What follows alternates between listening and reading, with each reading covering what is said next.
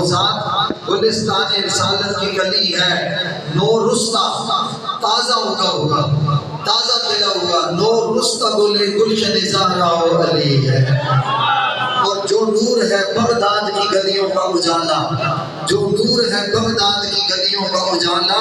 اس نور کی ہر ایک کرن طیبہ سے چلی ہے۔ اور ایک سلسلہ نور ہے ہر سانس کا رشتہ، ایمان میرا حب نبی مہر علی ہے۔ اور میں ان کا ہوں تا حشر نصیر ان کا رہوں گا، بلکہ میں حضرت سلطان السالکین امام العارفین کشتہ عشق غوث اعظم پروردہ بلائی غوث اعظم حاجی عبداللہ قادری رحمت اللہ تعالیٰ علیہ کی مزاج کے مطابق یہ شعر بھی پیش آگے کر کے آگے بڑھ رہا ہوں کہ محشر میں وہی خازہ انوار بنے گی، محشر میں وہی خازہ انوار بنے گی، مٹی تیرے کوچے کی جو چہرے پہ بلی ہے۔ میں ان کا ہوں تا حشر نصیر ان کا رہوں گا، میں ان کا ہوں تا حشر نصیر ان کا رہوں گا، سب شکر کہ ان سے میری نسبت ازلی ہے۔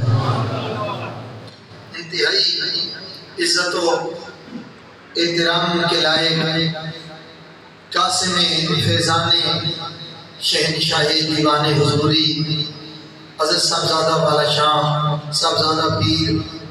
اخلاق احمد شاہ صاحب دامت برکاتہم العالیہ زیب سجادہ آستانہ علیہ دیوان حضوری شریف، عزت مآب سفیر محبت اولیاء برادر مکرم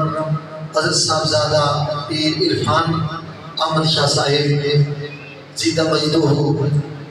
اور اس وقت محفل نور میں تشریف فرما کثیر تعداد میں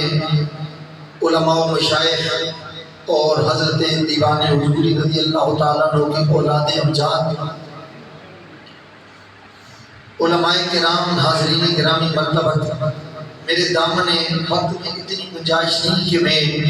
ایک ایک کا تفصیل کے ساتھ ذکر کر سکوں، سب کے ناموں کو جمع کر کے حضور شہنشاہ بغداد کے نام پر قربان کرتا ہوں۔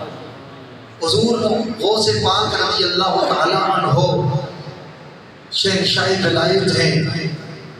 پیر پیرہ ہیں، میر میرہ ہیں، شاہ جیلہ ہیں، غوث سمدانی ہیں، عارف لازانی ہیں، تاجدار اقلیم روحانی و ایمانی ہیں۔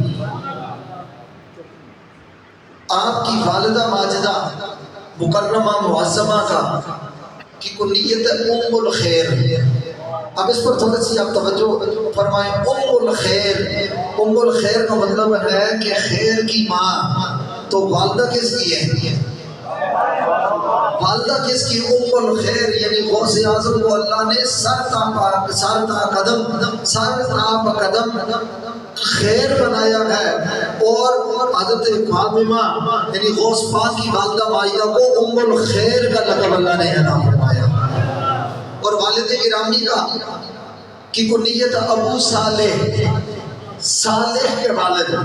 لیکن ابوسا اسم گرامی ہے، جنگی دوست۔ آپ کا لقب اس وجہ سے ہے کہ آپ جہاد فی سبیل اللہ سے بہت زیادہ پیار فرماتے تھے، اس لیے جنگی دوست آپ کے نام کا حصہ بن گیا۔ نام ہے موسیٰ اور کنیت ہے ابو صالح، اور یہ صالحیت کا مقام حضور غوث اعظم رضی اللہ تعالیٰ عنہ کو کس نے عطا فرمایا؟ صاحب دلائل الجوائر، وقت نہیں ہے میں طویل باندھوں، ذرا توجہ میری طرف رکھیں کہ میں چند نکات آپ کے سامنے پیش کر کے جلدی اپنی بات کو